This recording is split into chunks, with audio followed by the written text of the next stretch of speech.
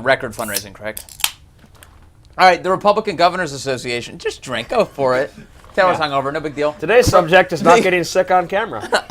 The Republican Governors Association is still pulling in huge dollars, and Governor Christie of New Jersey leads the RGA. What do you think, guys? Does Christie still have it? It looks like he does, based on the fundraising numbers. The fact that they leaked this to some scurrilous reporter, wait, that was us. It's good news for him, but I don't think it's indicative of anything. I mean, this thing could still fall apart. Especially if it turned out he was flying over the bridge in a helicopter. Yeah. What's interesting about this is he raised $1.5 million in Texas. This is maybe the only thing that could make conservatives like Chris Christie is liberals hating Chris Christie. Mm-hmm. You see, it's true. That's actually happened. You see defenders of Christie coming out. He's invited to CPAC this year. CPAC didn't invite him last year. Why? Because last year he was last year he was too popular, too highly regarded.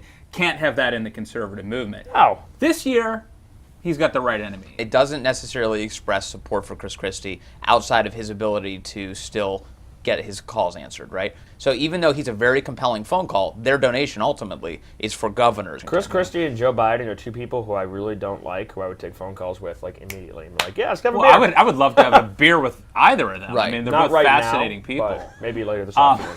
Kudos, though. They did find a good place. Whoever sent the story around, whoever wanted to get the story around, they could have chosen a much worse outlet to send it to. This is a good time to tell our viewers, if you have a news tip, make sure you drop by the Daily Caller and email it to us. Thank you. And if you have evil, hateful emails to send, bigler@dailycaller.com. Bedford, the country is only talking about one thing today, though, and it's not the RGA's fundraising numbers.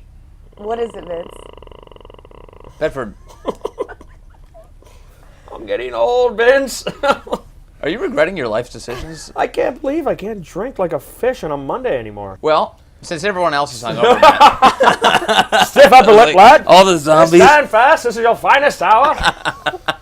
Famous last words. If you ever hear a British commander say, "This is your finest hour," you're about to die. Speaking of hair of the dog, the first dogs, Beau and Sonny Obama, are pictured now sitting at a table in the White House in front of the fine china. Michelle Obama released the photo yesterday alongside the tweet, "Bon appetit." Of course, the French president's visiting.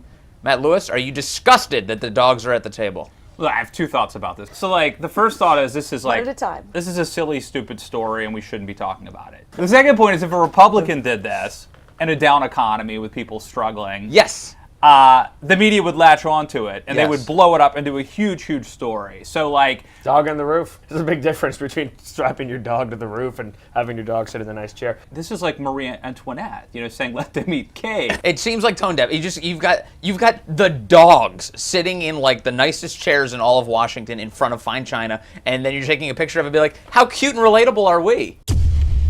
I bet they put ice cubes in their water. This is ridiculous.